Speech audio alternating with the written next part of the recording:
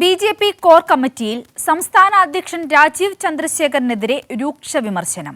ആഗോള അയ്യപ്പ സംഗമത്തിൽ രാജീവ് ചന്ദ്രശേഖർ സ്വീകരിച്ച നിലപാട് പക്വതയില്ലാത്തതെന്നും രാഷ്ട്രീയം അറിയില്ലെങ്കിൽ മുതിർന്ന നേതാക്കളുമായി കൂടിയാലോചന നടത്തണമെന്നുമായിരുന്നു വിമർശനം. സുരേഷ് ഗോപിക്കെതിരായ അക്രമത്തെ സംസ്ഥാന നേതൃത്വം പ്രതിരോധിക്കാത്തതും കമ്മിറ്റിയിൽ ചർച്ചയായി. ബി.ജെ.പി. സംസ്ഥാന അധ്യക്ഷൻ രാജീവ് ചന്ദ്രശേഖറിന് രാഷ്ട്രീയം അറിയില്ലെന്ന വിമർശനം നേരത്തെയും മറുവിഭാഗം നേതാക്കൾ ഉയർത്തിയിരുന്നു. ഇതിന്റെ തുടർച്ചയായാണ് ബി.ജെ.പി. കോർ കമ്മിറ്റിയിലും സംസ്ഥാന അധ്യക്ഷനെതിരെ രൂക്ഷ വിമർശനം ഉയർന്നത്. ആഗോള അയ്യപ്പ സംഗമത്തിൽ രാജീവ് സ്വീകരിച്ചത് അപക്വമായ നിലപാടെന്നും രാഷ്ട്രീയം അറിയില്ലെങ്കിൽ മുതിർന്ന നേതാക്കളുമായി കൂടിയാലോചന നടത്തണമെന്നുമാണ് നേതാക്കൾ വിമർശിച്ചത്. NSSന്റെയും SNDPയുടെയും നിലപാടറിയാതെ സംസ്ഥാന അധ്യക്ഷൻ സ്വീകരിച്ച നിലപാട് തെറ്റായിപ്പോയെന്നും ഇത് ബി.ജെ.പി. ഒറ്റപ്പെടുന്ന സാഹചര്യമുണ്ടാക്കിയെന്നും യോഗത്തിൽ ഉന്നയിച്ചു.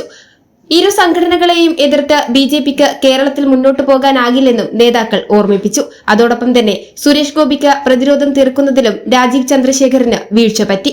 കെ സുരേന്ദ്രൻ ഉൾപ്പെടെയുള്ള നേതാക്കൾ സുരേഷ് ഗോപിയുടെ കലുങ്ക് വിവാദത്തിൽ സുരേഷ് ഗോപിയെ പിന്തുണച്ച് രംഗത്തെത്തുമ്പോൾ രാജീവ് ചന്ദ്രശേഖർ അത് സുരേഷ് ഗോപിയോട് തന്നെ ചോദിക്കണമെന്നായിരുന്നു മാധ്യമങ്ങളോട് പ്രതികരിച്ചത്. ഇതും രാജീവിനെതിരെ കമ്മിറ്റിയിൽ അവമതിപ്പുണ്ടാക്കി.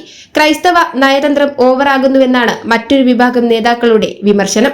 തദ്ദേശ തെരഞ്ഞെടുപ്പ് പ്രവർത്തന ഒരുക്കങ്ങൾ വിലയിരുത്താൻ ചേർന്ന യോഗത്തിൽ തിരുവനന്തപുരം, തൃശൂർ കോർപ്പറേഷനുകൾ പിടിക്കാൻ രംഗത്തിറങ്ങണമെന്നും അധ്യക്ഷൻ നിർദ്ദേശം നൽകിയിരുന്നു.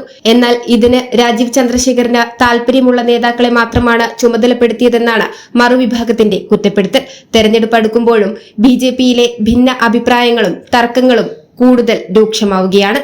കൈരളി ന്യൂസ്, തിരുവനന്തപുരം.